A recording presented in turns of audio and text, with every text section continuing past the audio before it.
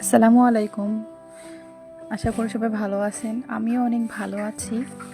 আজকে আমি আপনাদের মাঝে কামিজ জামা কাটিং দেখাচ্ছি। দেখতে পাচ্ছেন আমি প্রথমে সুন্দর করে এই তো থ্রি পিসের সাথে যে জামাটা থাকে এর সাথে তো মার্ক করা থাকে যে এই দুইটা হাতা কি এগুলো জামা ফ্রন্ট পার্ট ব্যাক পার্ট মানে সামনের পার্ট পিছন পার্ট দেখেন আমি দিয়ে দিচ্ছি। একটা সুন্দর করে কেটে নিয়েছি। এবার আমি যেটা ভাঁজ করতেছি সেটা হচ্ছে হাতা আর কি। এটা হাতা কাটিং প্রথম থেকে আমি শুরু করছি। এখানে হাতের যে মুহুরি আমি নিলাম 6 ইঞ্চি, আর ওই সামনে থেকে আমি 3 ইঞ্চি থেকে মার্ক করে নিয়েছি, প্লাস ওখান থেকে তো দাগ দিয়ে মার্জিন টেনে এভাবে কেটে নিব। আর আমার হাতার ঝুলটা যা ছিল আমি তাই দিয়েছি। যদি বড় থাকতো তাহলে আমি 18 ইঞ্চিতে ঝুল কেটে নিতাম। একটা যা আছে তাই দিয়েছি, ঝুল আছে 17 পর্যন্ত। এবং আমি এবার হাতা কাটা শেষ। এবার আমি জামা ওই যে সামনের পার্ট পিছন পার্ট 4 ভাঁজ, মানে সামনের পার্ট 2 ভাঁজ পিছনের পার্ট 2 ভাঁজ করে 4 ভাঁজ কেটে নিয়েছি। এবার আমি দেখেন এখানে কিন্তু মার্জিন টানলাম। উপরে সর্বপ্রথম পুটির ওখানে 2.5 ইঞ্চি দিছি। ওখান থেকে নিচ পর্যন্ত 5 ইঞ্চিতে গলা কেটে নিলাম। এটা সামনের গলায় ডিজাইনটা দেখে নিন। এবং ওই পুট থেকে ওই জায়গাটা 3 ইঞ্চি রাখবেন। 3 ইঞ্চি থাকলে ওখানে এনাফ, আর বেশি রাখার দরকার নেই। এবং ওখান থেকে বগলের নিচে যেটা এটা আমি 6 ইঞ্চি দিয়ে নিয়েছি। তারপরে মার্ক টেনে দিয়েছি, বডি দিয়ে দিচ্ছি, যে যার বডি দিয়ে দিতে হবে। আর পুট থেকে নিচে 13 ইঞ্চিতে এসে তো এভাবে মার্ক করে নিতে হবে। আপনি খুব ভালো করে খেয়াল করেন, দেখেন বুঝতে পারবেন। এভাবে আপনারা কাটিংটা সম্পূর্ণ করবেন, সমস্যা নেই। এমনকি আপনারা আপনাদের নিজস্ব যে আগের পুরাতন জামা থাকে সেই জামাটাও যদি এভাবে ফেলে কাটেন তাও আপনারা পারবেন, কোনো সমস্যা হবে না। আর এটা আমি এভাবে কেটে দিচ্ছি, সুন্দর করে কেটে নিয়েছি। নিচের ঘের 12 ইঞ্চি দিয়েছি, বডি 11 দিয়েছি।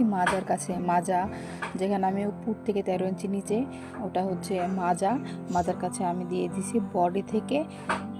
বডি থেকে 1 ইঞ্চি কম দিয়েছি। সেলার সময় বডি থেকে 2 ইঞ্চি কম দেব।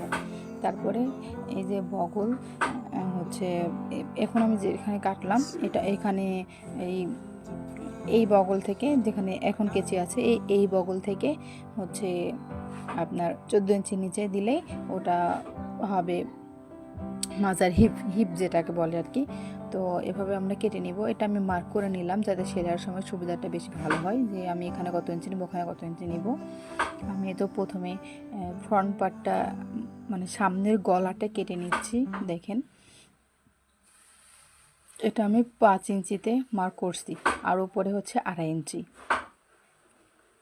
এবার আমি নিচের গলাটা কেটে নিব গোল করে, রাউন্ড করে। আমি এটা 3 ইঞ্চি কাটবো, এটা ছোট রাখবো পিছনের গলা। আপনারা যদি চান তাহলে বড় রাখতে পারবেন, যে যার মাপ মতো। এভাবে কেটে নিয়ে আমি আমার কাটা আপনাদেরকে সম্পূর্ণটা দেখাচ্ছি যে আসলে কেমন হয়েছে। আমি পুরোটা করে দেখাচ্ছি।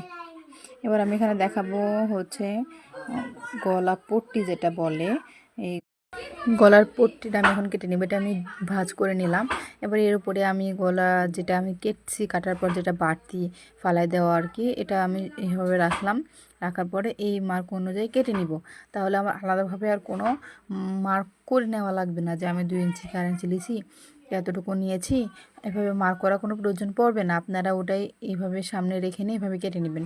এই টেকনিকটা আপনারা ব্যবহার করতে পারেন। আমি সবসময় এভাবে ব্যবহার করি। এর পরবর্তী ভিডিওতে আমি আপনাদের মাঝে এই জামা সেলাইয়ের ভিডিওই দিয়ে দিব, সমস্যা নেই। আর দেখুন এভাবে আপনারা খুব সহজভাবে কিন্তু কাটিং করতে পারবেন। আমার যদি বোঝাতে ভুল হয়, কোনো সমস্যা হয়, অবশ্যই আমাকে আপনারা কমেন্ট করে জানাবেন। আমি পরবর্তী ভিডিওতে সেই ভুলগুলো সংশোধন করে দেওয়ার চেষ্টা করব ইনশাআল্লাহ।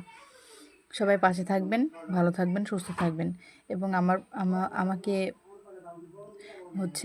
সহযোগিতা করবেন সবাই। দেখুন এভাবে কেটে নেবেন। এই তো গলাটা কত সুন্দর হয়েছে। আসসালামু আলাইকুম।